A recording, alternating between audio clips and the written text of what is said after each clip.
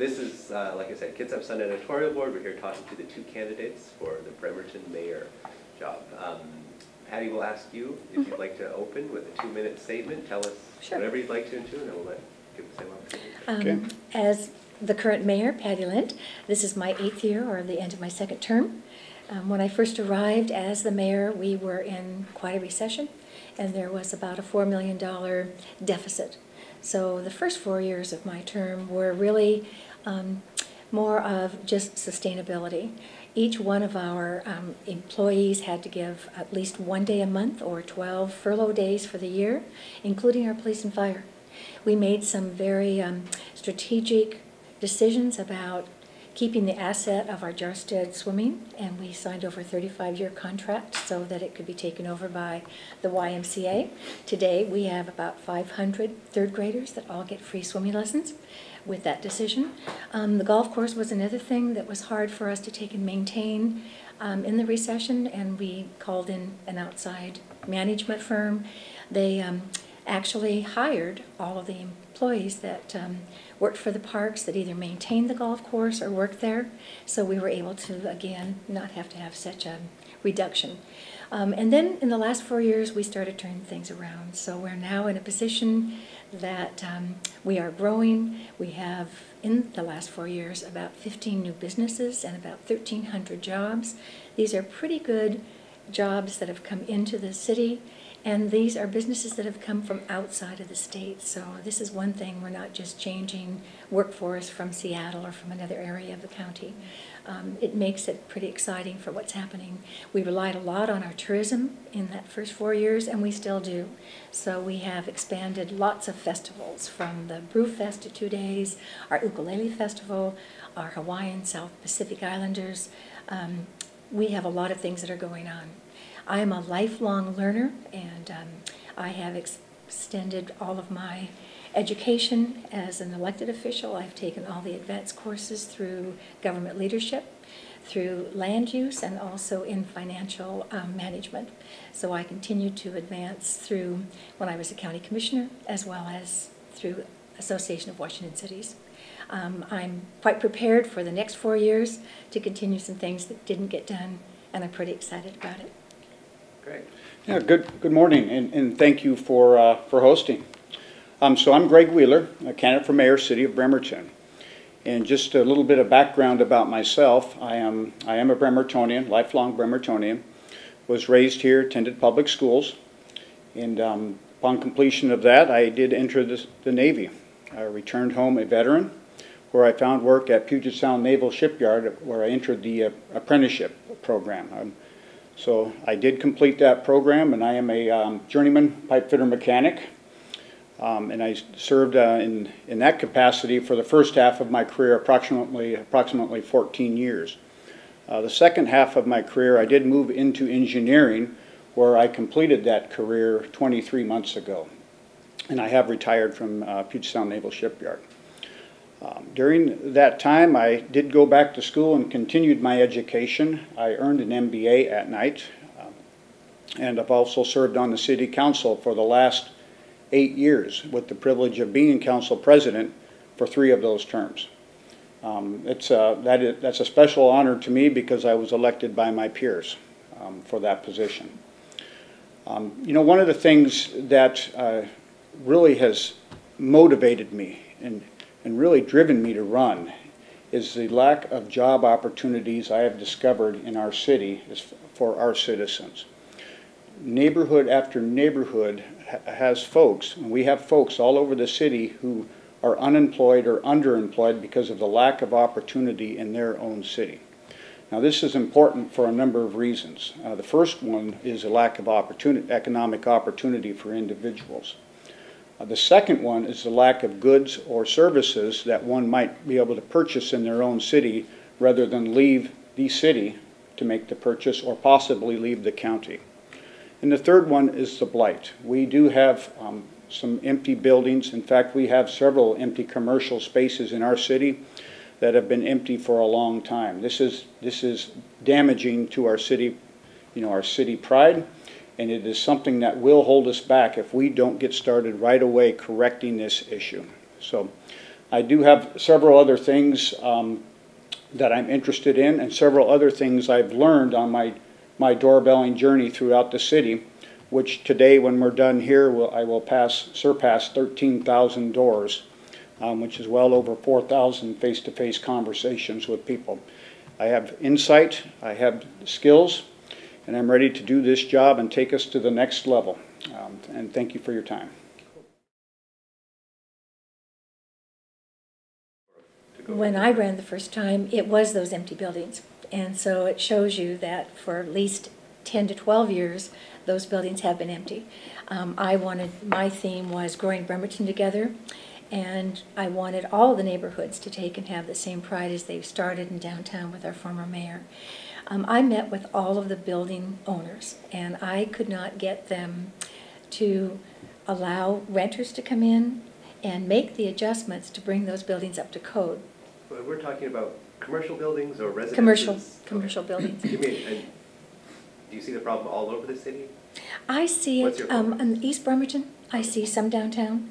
When you see the empty commercial buildings, that's where people expect to have some kind of a business. Warren Avenue corridor. Warren Avenue corridor, yep, that's East Bremerton. And even Kitsap Way, there are some buildings.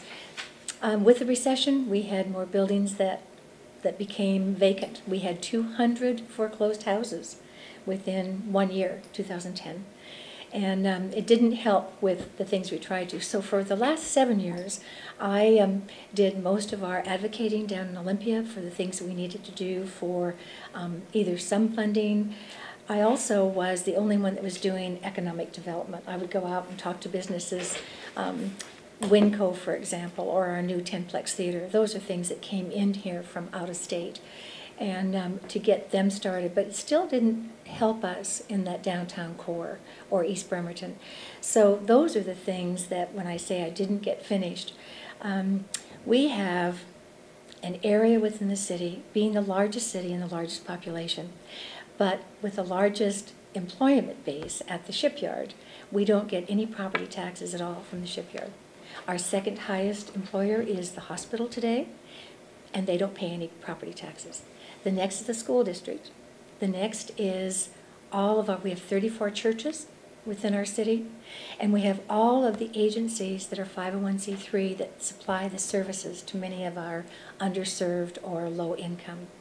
Having said that, we cannot sustain this city with the services that is needed for the population without increasing that revenue base.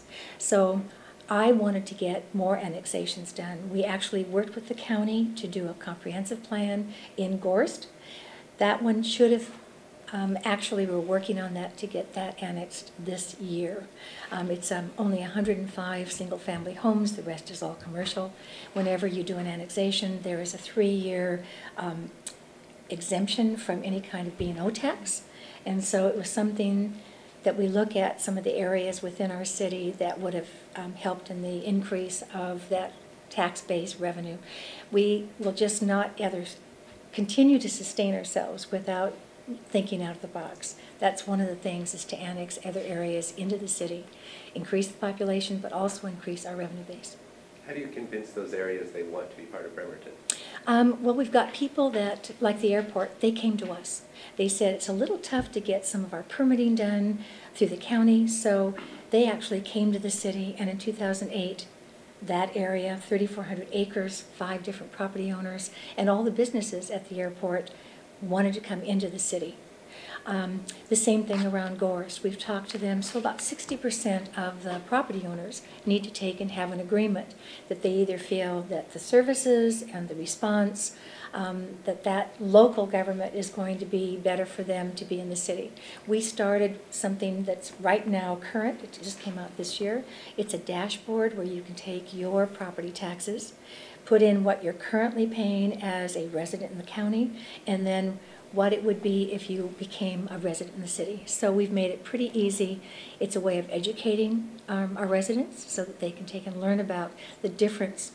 We have a $20 tab fee for renewal of licenses. The county has a road tax. So there are some balances, but it's something that we're doing some education, and I think it's very important to the city and to our future.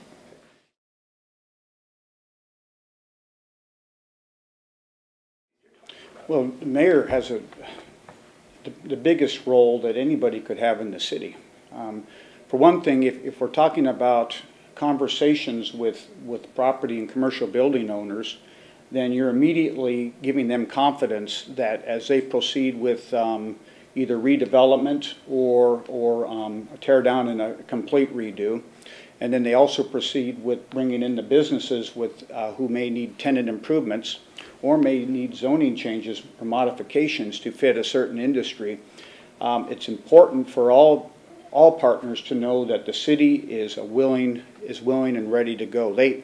We have to let them know we're open for business. That's the biggest part, is trust. So if it's not happening, there's a lack of, from that perspective, there's a lack of trust. So, things that I can propose as mayor would help to get that trust and earn that trust. And then when we have these conversations, we eliminate several of the barriers up front, and then a mayor, as myself, as your mayor, would go into these conversations saying, this is what we've done already. We've created these incentives, we've done these things that we know make business successful. That's a little different than what your professional career was. You did go get an MBA, so that's, yes. That's a different view on that. But yes. What experience do you have, maybe, going to the business community and coming to agreements or getting a project to completion? So if it's business and operations tax, to me it does not take a rocket scientist to know that that's a barrier to getting something started here in the city. It is a big barrier. It's a regressive business tax. It taxes on gross revenue. So I've managed, as far as being a personal small investor, we've managed several projects from beginning to end, my wife and I.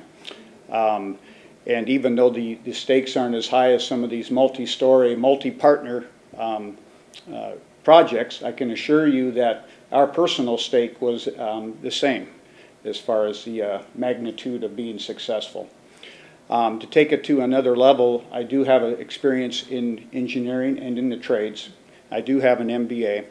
I understand where barriers to business are, where those barriers are, and including countless conversations with small businesses in this city. What have they told you? They have told me that there's two things that are a very big barrier to business here. One is the permitting process, and one is the B&O tax.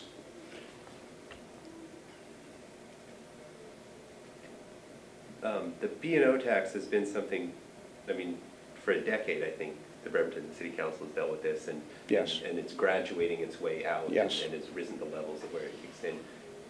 Does it have to go faster than that? Yes. Do you need to speed that up? Yes. Is it safe to do that with yes. the money the city needs to run?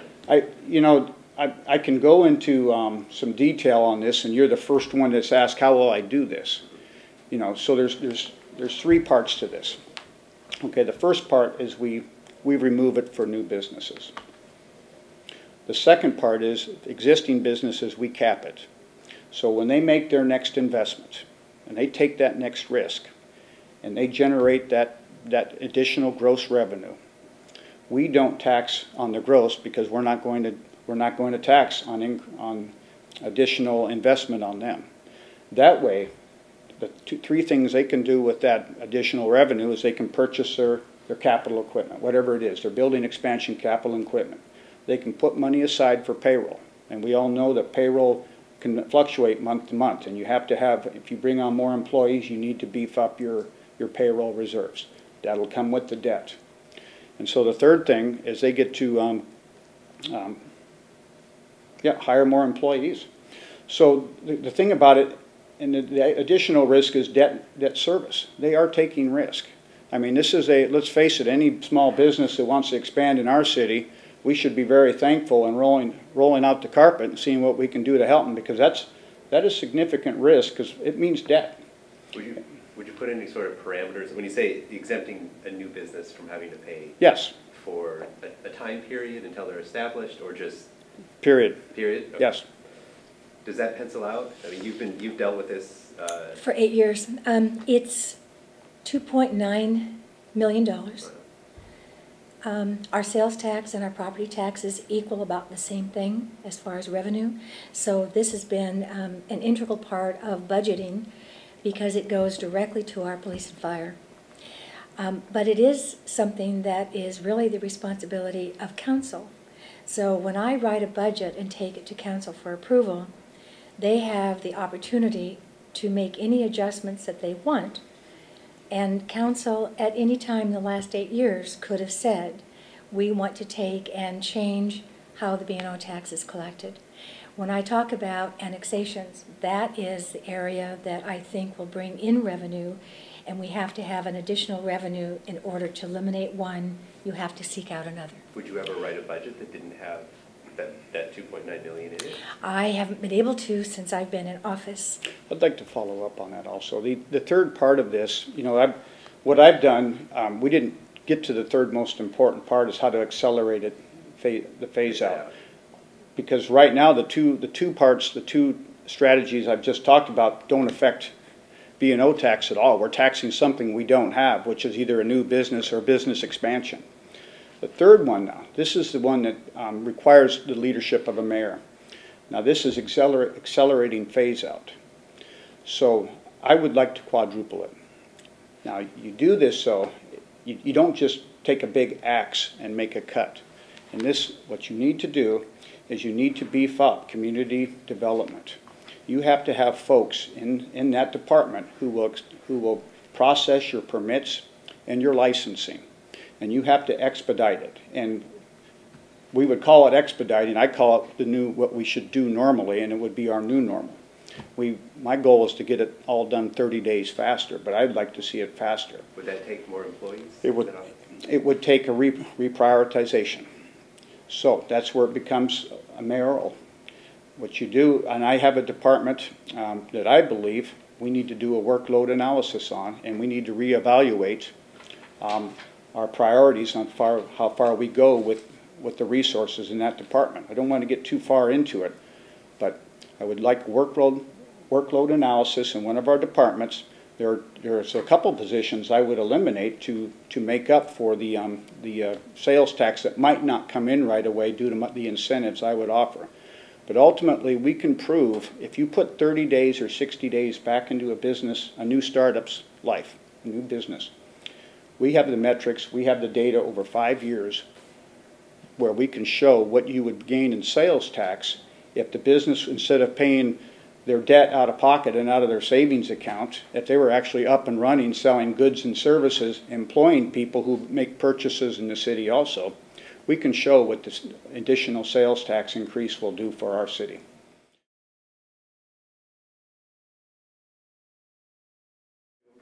We definitely have. We have, in fact, we've gone to a one-stop. We've made some adjustments within the Norm Dix building so that we have brought our billing that will be there, streamlined so that we're doing lean management. We've gone through a couple of different organizations.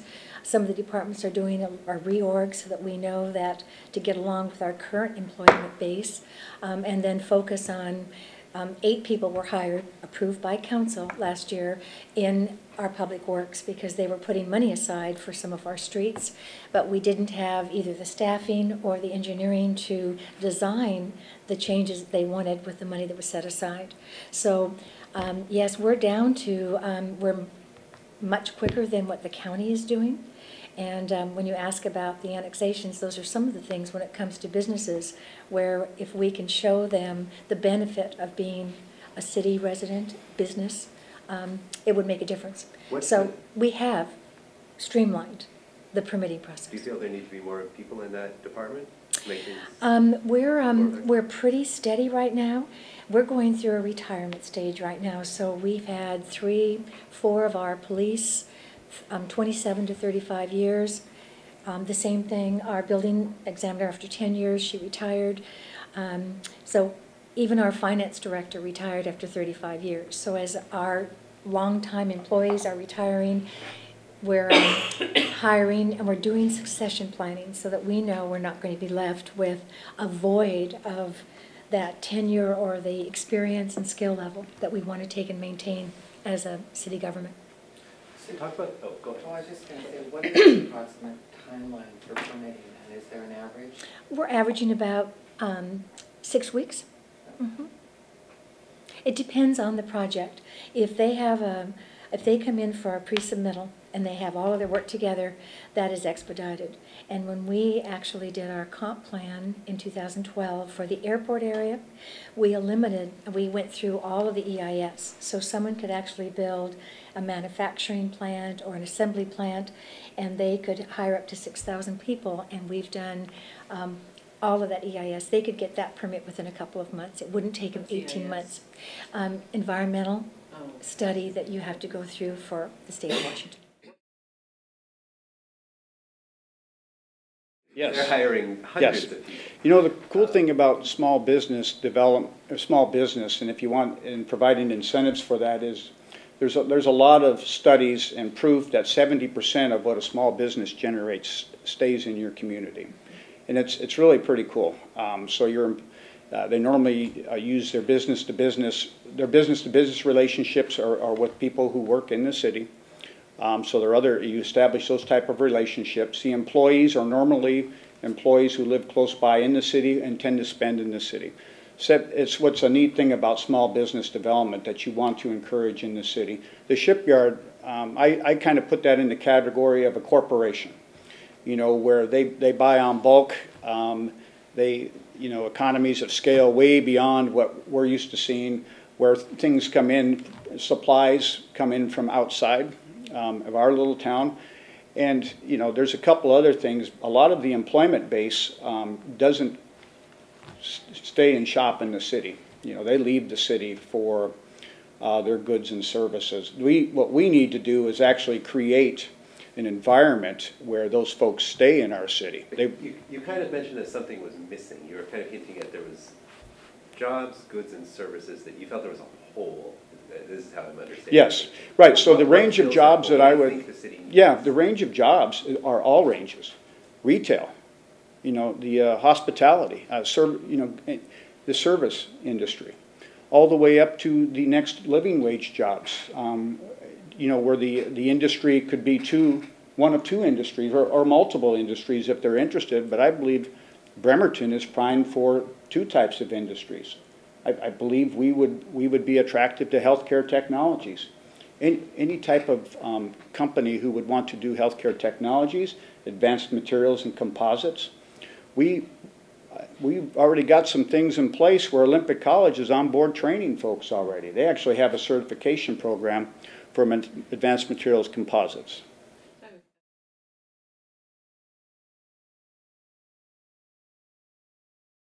How do you address those? I am. I've embedded myself in Bremerton.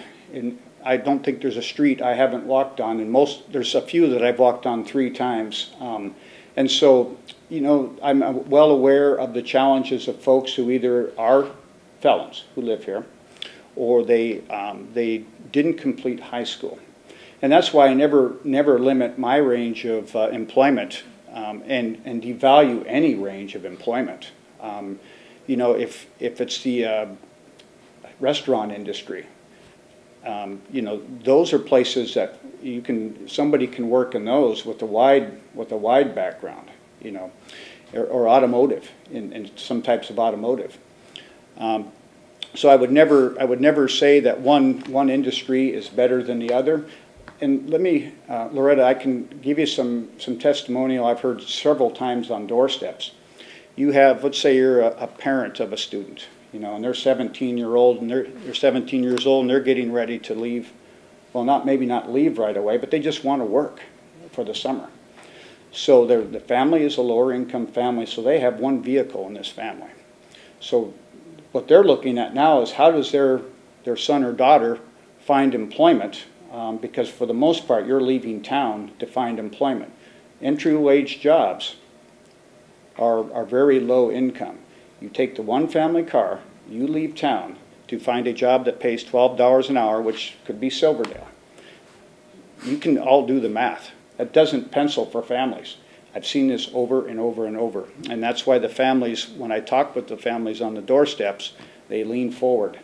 And they're very alert, and they are very receptive to somebody who wants to do something to create an environment here that's friendly for jobs. And this is all ranges of jobs.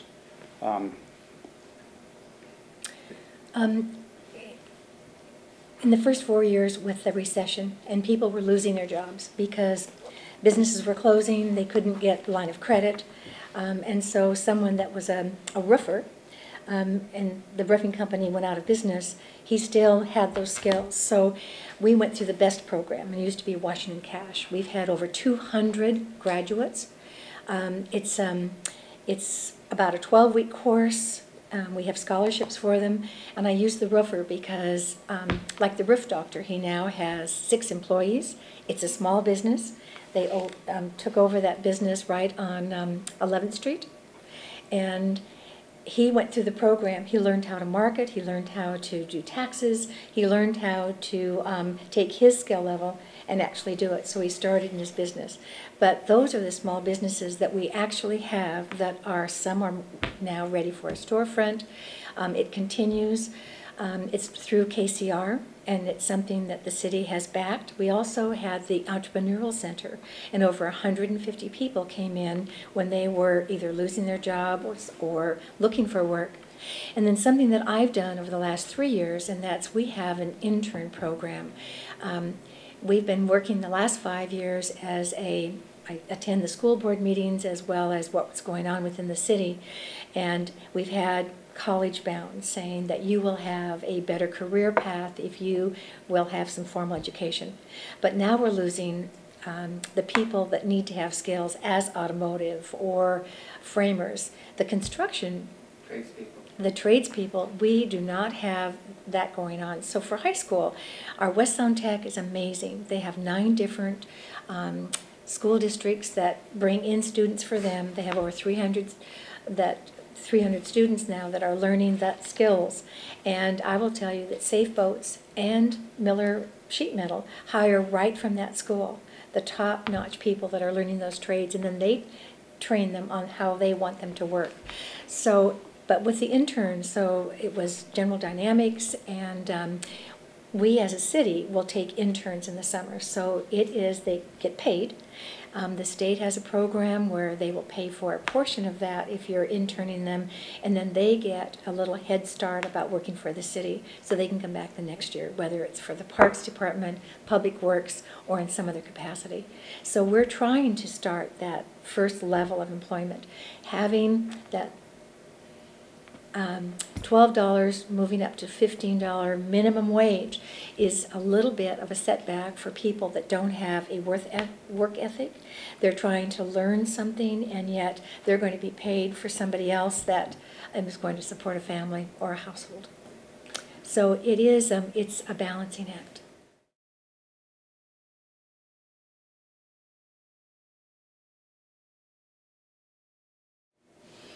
We'll start with Patty Lent. Sure.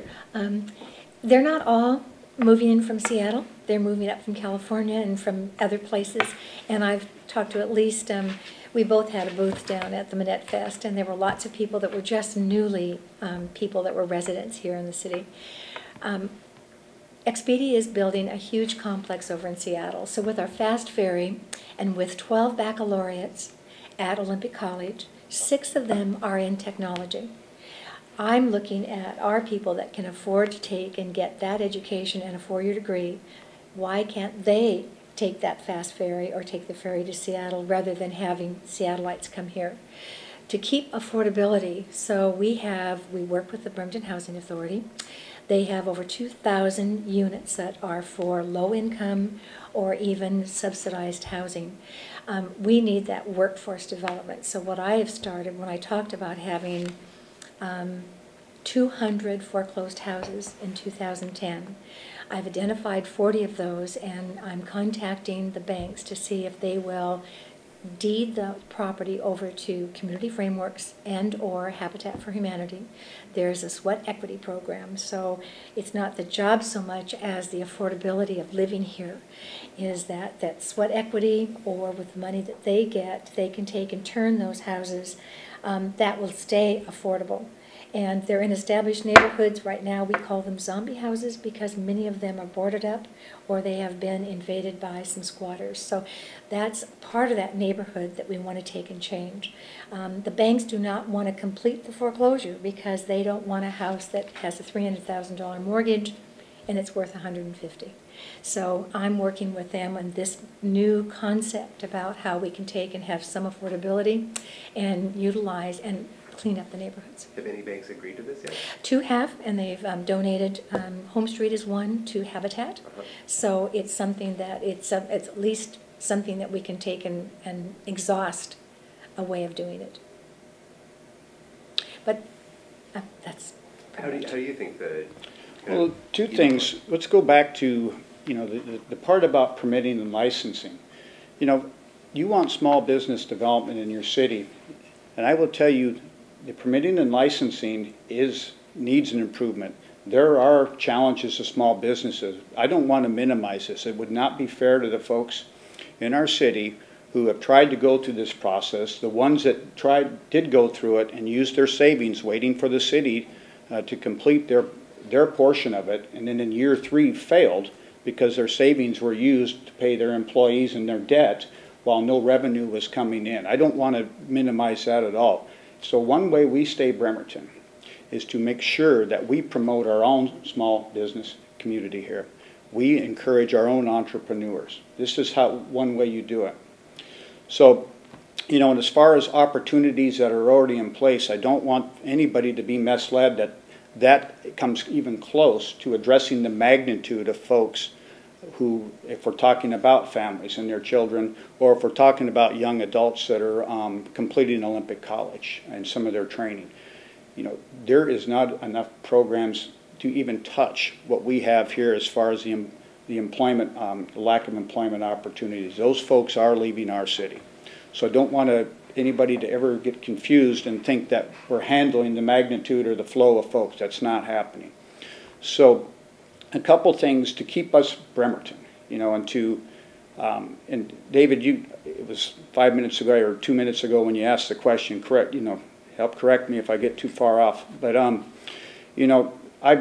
it's interesting the different areas of our city and who's coming from Seattle. And then there's some folks that are coming from out of town, different places in the country. Seattle, there's a lot of Seattleites coming here. So I just completed my second tour of Manette.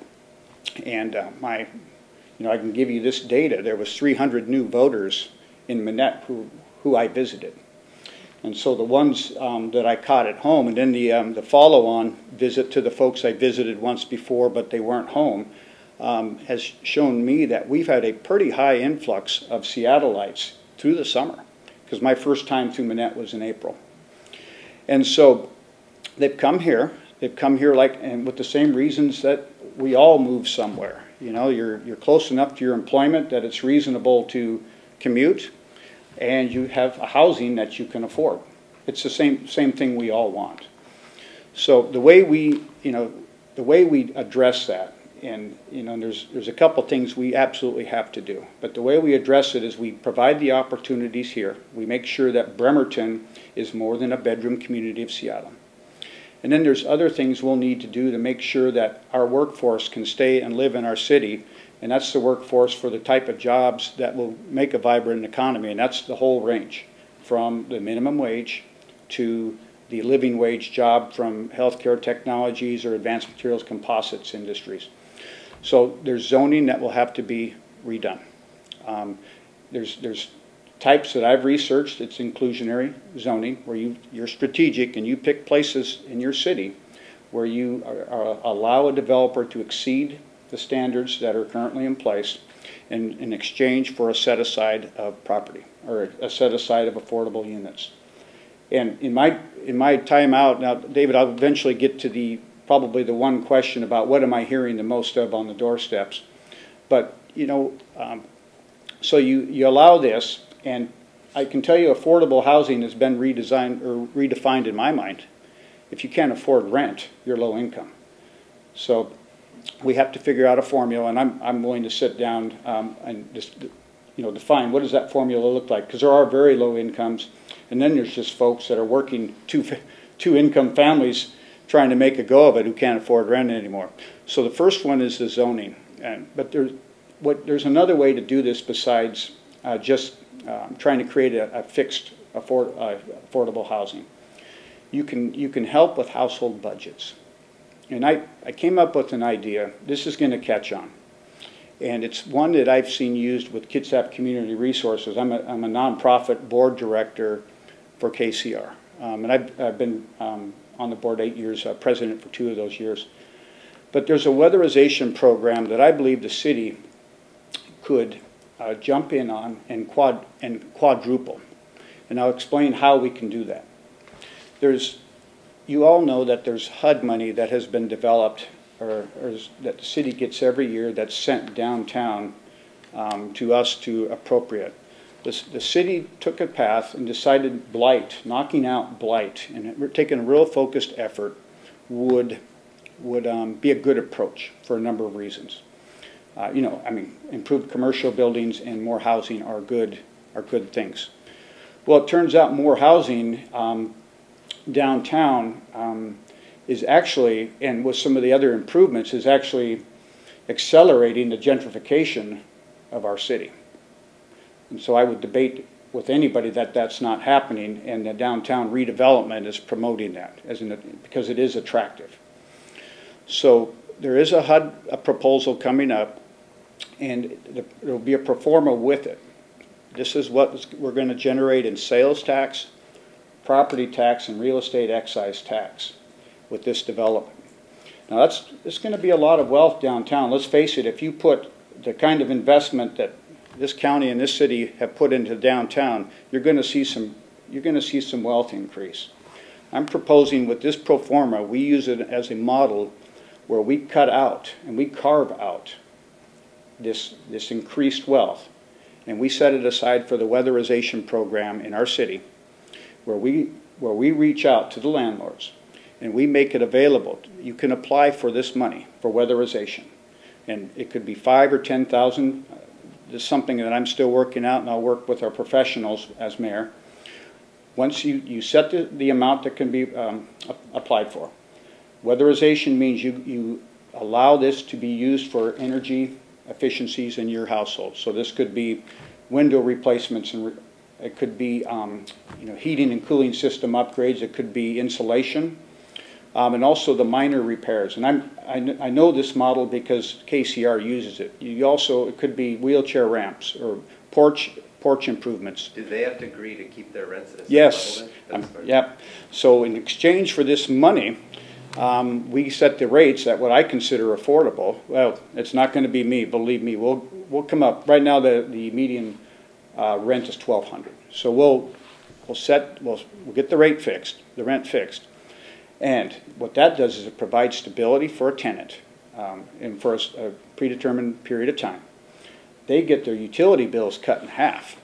The landlord, who is otherwise strapped, gets their property improved. And we have stability for 5 years for somebody. And I'd like to see this program. I believe it's a model that should be copied by other cities. I don't think it's been developed yet. But I think this is doable. And I think the council, and I'll have to sell this to the city council as mayor, and I'm going to have to somehow project what I've seen, in my miles and miles of doorbelling and my conversations, what it's like for a family who's living with another family because they couldn't afford rent anymore, and what it's like to have kids who don't have a real stable home. And we've got a lot of this in our city. And what we have people that are very close to homeless because of rent, and there's no end in the rent increases in sight. I believe this program has legs. So this is, you go after gentrification in a couple different ways. Sometimes it's the zoning, sometimes it's helping their household budgets. So it's a plan I think is going to go forward. I believe it'll be copied once we get it off the ground.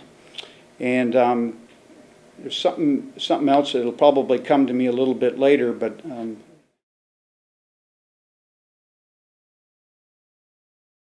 yeah, there is. Landlord-Tenant Act and our own codes on top of the Landlord-Tenant Act determine a standard. So, and this is something I have an issue with. As the next mayor of Bremerton, we're going to enforce our codes to a higher standard than we currently enforce them. And there's a couple reasons for that, but if you're low income and you're vulnerable and you're living next to one of these properties that has been allowed to go into extreme disrepair, especially if you have a family on top of it, you know, there's multiple things that can happen to a neighborhood. And I mean, once you give the appearance that a city doesn't care, and you allow a blighted property to continue like that, then what other laws or rules could start to be ignored? And I believe you correct these things immediately. And when you do this, we have enough with just your basic weeds up to the waist, your basic extreme cases of parking lots and front yards, you know, multiple cars, I'll say, and trash that doesn't get dumped often enough. And I'm not talking about somebody who missed one or something like that. So we've got enough to keep busy in this city for a couple years. And so there are standards. Now, as far as the code violations, it's all complaint-based. I mean, it could be a porch right now where it's fallen down. And, you know, frankly, that's unacceptable. The reason it's unacceptable is we all know it's been institutionalized in our city that you complain, a neighbor complains, and that's how codes are enforced. So why are they not enforced? They are, but there is a process. So we have to take a photograph. We have to inform the landlord and/or the tenant that there is a code infraction, and then they have 10 days to respond. We tell them if they don't respond to what that code enforcement is and the complaint, then we take them to the hearing examiner, which is once a month.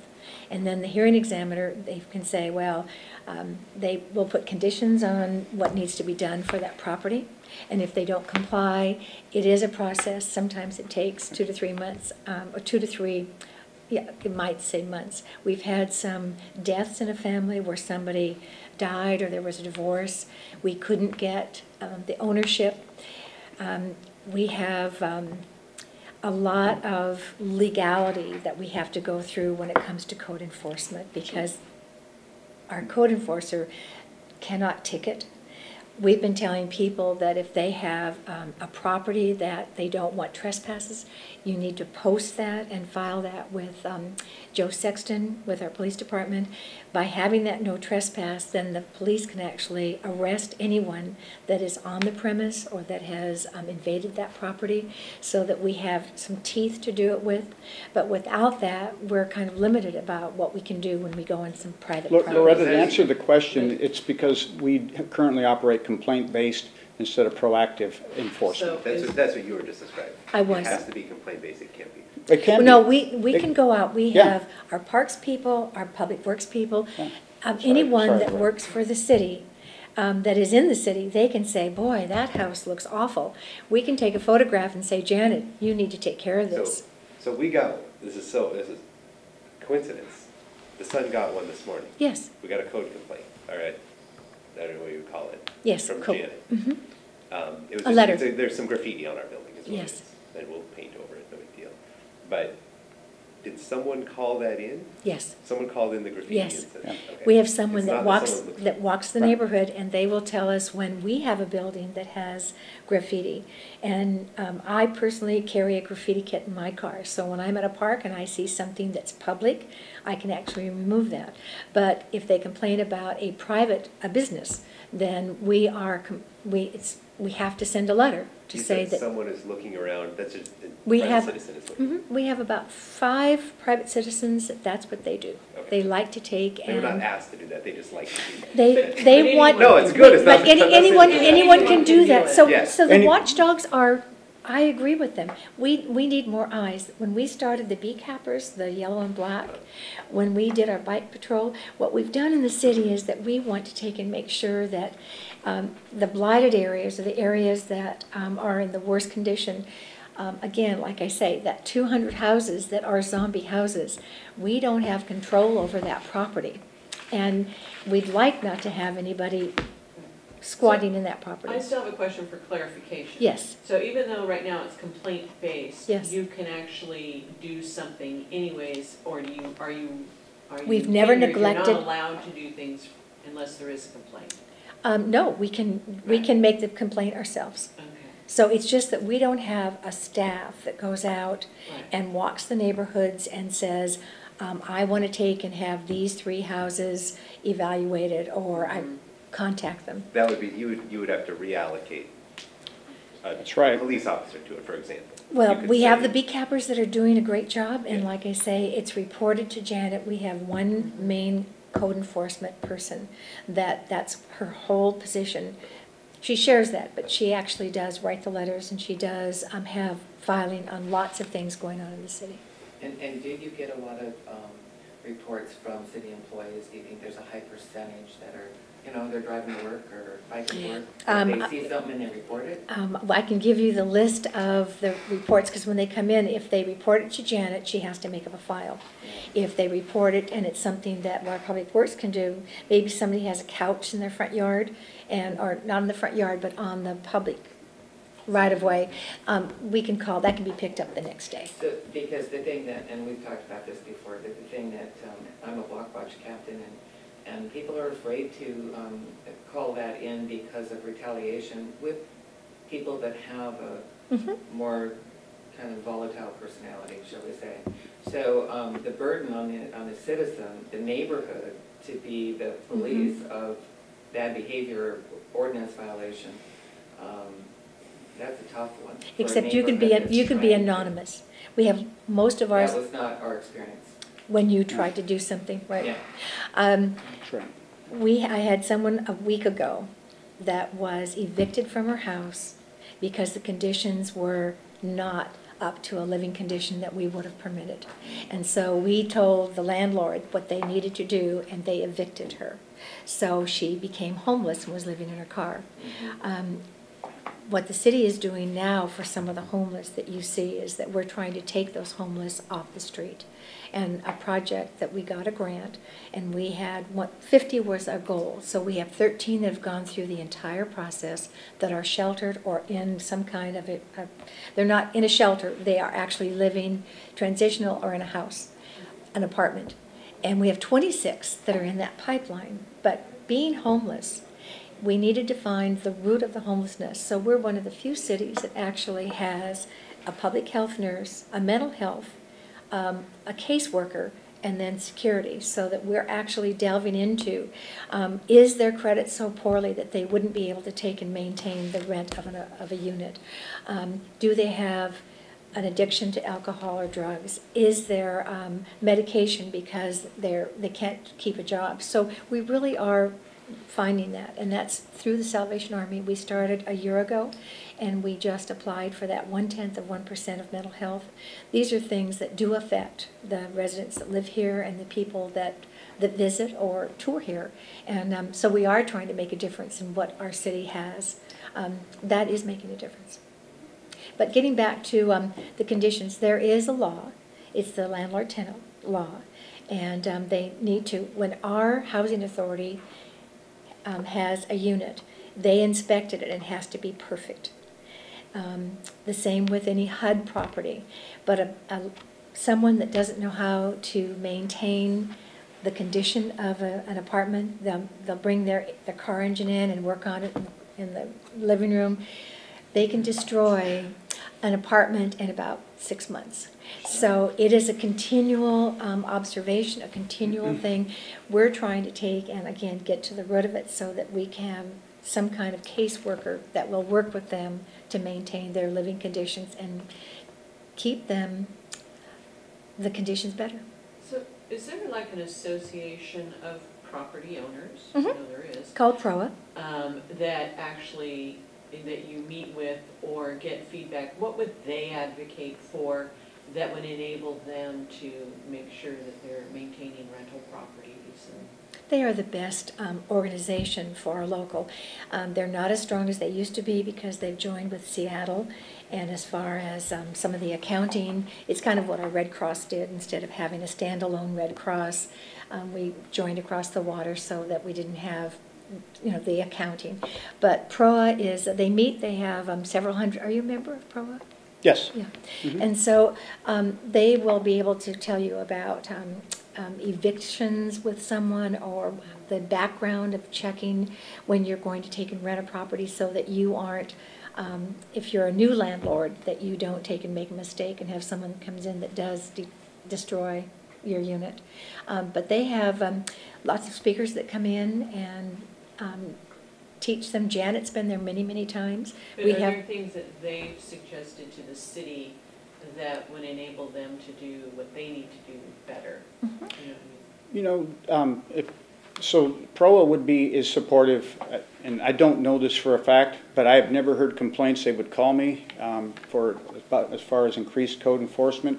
Many of our landlords are, they're out-of-town landlords, or some of them have multiple properties.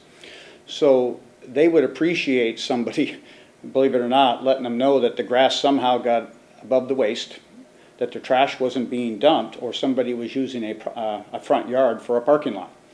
So now they'll let me know. Isn't that their job as a landlord? It is. It is. Well, there's varying degrees of how somebody feels about providing shelter. Some folks feel that they're providing shelter, and so but honestly yes, and so anyhow, and you're right, ultimately it is the landlord's responsibility, and our city, with increased code enforcement, I'm thinking we could probably get some more involvement, and especially if it turns out to be multiple offenses against one property and it starts to affect a pocketbook. Well, this is kind of, actually this is something our board has discussed, that accessory dwelling The ADUs. came up to the council. And they this approved it, summer. and we took some of those requirements off, so it wasn't so onerous for someone that had. One of the worries was, part of the ordinance was helping create more units versus, but then do we lose control over something because of that? Yeah, and I'm going to jump in, but we've institutionalized this idea that rentals mean slum and blight, when in reality proper code enforcement would make the idea of an ADU unit not seem like a move towards more dilapidated housing that's uncared for. So if you were the mayor, would you say we have a bigger presence that are reporting these? I'm going to assign more people to do code enforcement? Yes, there'd be, well, here's what would happen. We would go from complaint to proactive. And this wouldn't happen full scale where we go from one person who spends half their time trying to take care of the 10 worst properties and can barely keep up. All this means is we bring in administrative help. It could be a summer intern. We start them in May when school's out, when the grass is growing and things are happening. We keep them on till September. Then we have somebody doing admin work, logging in complaints into the office, while we have our employee out in the field just checking things out. And we set the parameters with your basic parameters that make a neighborhood civil. And again, I'll describe it as the grass and weeds that get beyond, really tall, the garbage that's not dumped, and the cars that start to fill up the front yards. We start there. We don't all of a sudden have 5 employees patrolling the neighborhoods, with a yardstick measuring grass. You don't need to do that. It's not 1984. Yeah, yes. So we just get started. We start to tip the needle. And then we change the perception that rental housing is bad and the people in it are letting it go. It's not the case. These are all good folks, and we just need more code enforcement. And can you build in Bremerton a garage with an apartment up above that you can rent? Yes, that's an ADU.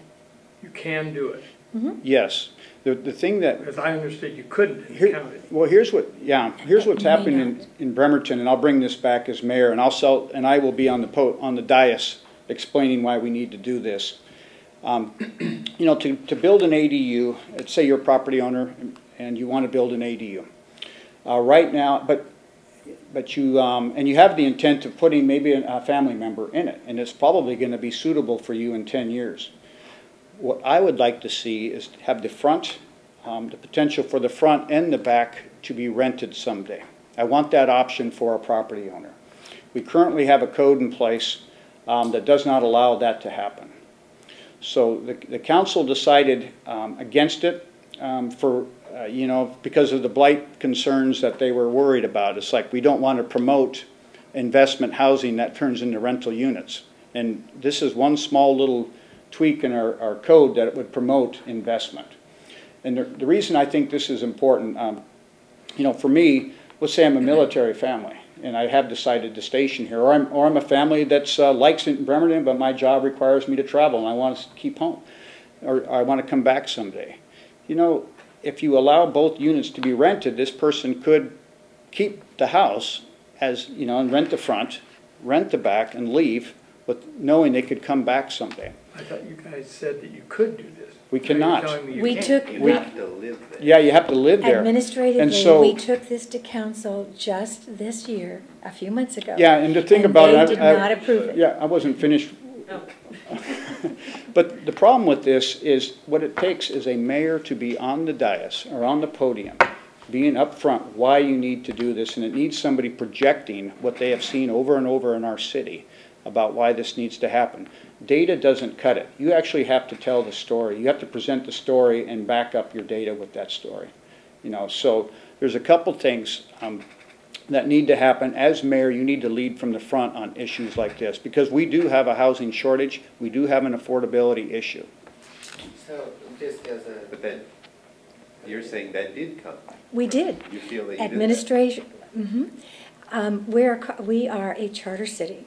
So as a mayor, I am a strong mayor, but I do not sit with council.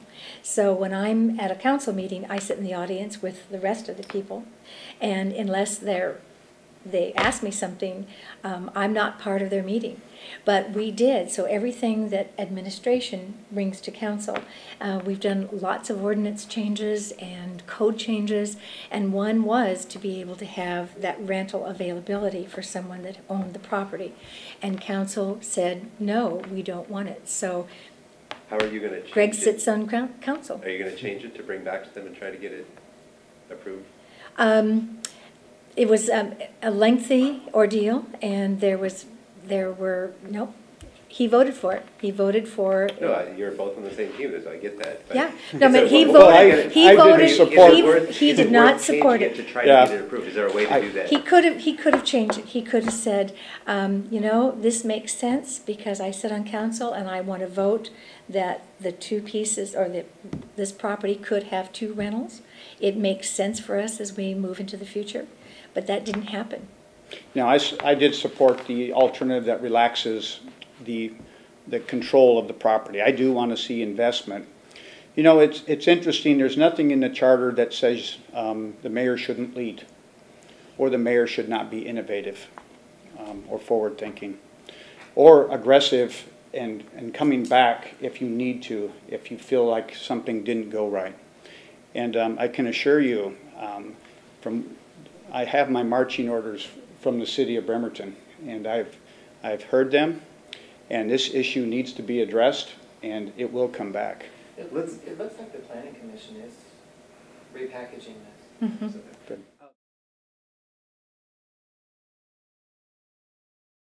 So, you know, my background has primed me for this position. You know, whether it's been my service on the council with 3 years as president, whether it's been a person who's worked in the field, in construction, in the trades industry as a marine pipe fitter, or whether it's my engineering background where I did work into a project management experience and then earned an MBA at night.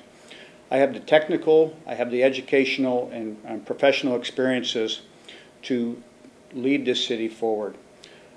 My approach will be that of one who cannot let the folks that I've talked with on their doorstep down. There's nothing that will keep me from continuing to advocate on behalf of the citizens of Bremerton. And believe me, I am feeling the responsibility after talking with so many people face to face and listening to their stories. And so it'll be measured, it'll be collaborative, but it will also be relentless as far as what we need to do to get our city to where it needs to be. We need jobs in this city. We need job opportunities. We need solutions to the gentrification that is happening right now. I have the will to get this done, the energy and the passion. So I'm ready to serve in this capacity. I'm looking forward to it. The people of Bremerton have indicated to me they're ready for a change. The jobs that we have that have come on board in the last 5 years are pretty amazing. The small businesses that we're getting storefronts to or that are moving here. We do not have one veteran that is unhoused. We started in January of 2016 with 96 veterans that did not have any shelter or a place to live, and today we have 0. I had a call last Friday for one that was being evicted from he lost his job. On Monday at 1:30 we had a meeting with KCR, and he was housed within that week. So that's one of the things, is that we're making sure that the homeless that we have been seeing are not going to remain homeless. My leadership style is that I've had 14 years as a private business owner. I know what it's like to pay taxes, to have employees, to have a budget that takes care of a business. And so I bring my experience from a business owner, as well as from all the things that I've done in my career paths, that I think that my leadership is making bold decisions. We are fiscally responsible. We have a budget that has balanced every single year since I've been in office. We've gradually brought back employees that would make a difference in our permitting and how services are provided to our residents. When someone talks to me and they're worried about their landlord raising the rent, I talk to them about home ownership. There are different areas of our city that used to be 65 or more in rental, and now it's just reverse. They're all home ownership. We're seeing much more 2 years ago I started a video, Move to Bremerton, and that has taken, it's got some teeth on it because people are moving here and they're buying those houses rather than looking at rentals. So I work with the people that have needs. I look at what the needs are of the city to see that they can be fulfilled. I don't see the same things. My doorbelling is restricted to weekends because I do work during the day. I meet with a lot of people, and I've had an open door policy since I've been in office, so there isn't anyone that wouldn't not come to me. I work with the school district. I work with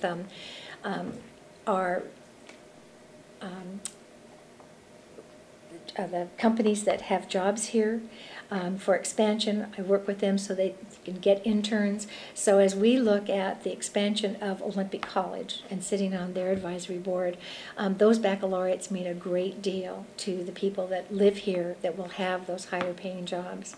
And the jobs that have come here, I'm pretty excited about where we are today. I do like what we're doing. I like where we're going with returning some of those zombie houses so that we can do something with them. So I feel that my leadership is action. I don't interfere with council because they set the policy, they do the legislative work. We have a lobbyist that I hired a year ago, which I did for the first 7 years, and we have a someone that is actually marketing. And in 6 weeks of Jack Edwards being on board as an economic development, he has brought 3 businesses and they have opened up here. So it's something that I'm pretty excited about, where we have placed some of the employees that we've got, how the future looks. I do feel that where the city needs to have sustainability, it has to extend its borders. We have to have annexations where people want to come into the city for a population growth, but also for that property and that revenue source that we are thinking out of the box. We did a survey real quickly on the parking. We found that we've just identified 400 new parking elements that we're going to work with Kitsap Transit on. We want to have parking for the employees that work downtown so that they don't have to park and move their cars. And we're also looking at, besides the parking, we're looking at, I just came from a transit meeting, so we have expanded service where you can get from Paulsbo to Silverdale or Bremerton to Silverdale or to Port Orchard in 30 minutes. We're looking at Sunday service. We're looking at public transportation that will make a difference for those young people that want to get jobs. I'm excited about where the city sits today and a future that I think is going to be dynamite. And I think I've got a team that works for the city and all 350 employees that are going to make it happen. Thank you both.